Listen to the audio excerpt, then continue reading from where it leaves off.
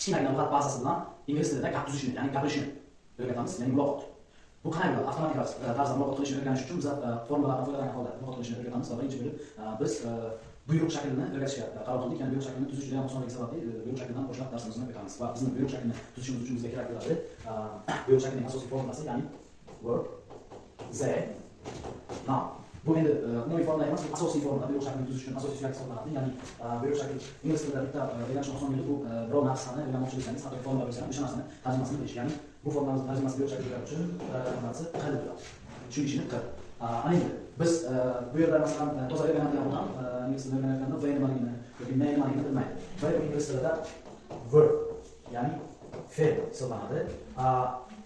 Noun bu ot hisoblanadi, ya'ni noun. Ana endi bu yerda zeyni asosiy kerakli joyi zey, bu yerda n tarjimasini beradi.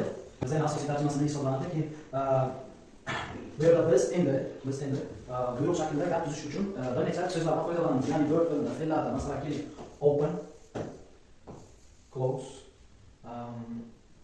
show, read. Va bular endi verbni joyida ishlasa bo'ladigan so'zlar. Ana endi noun verbda ishlasa bo'lishi uchun yana yozamiz. Masalan photo, text,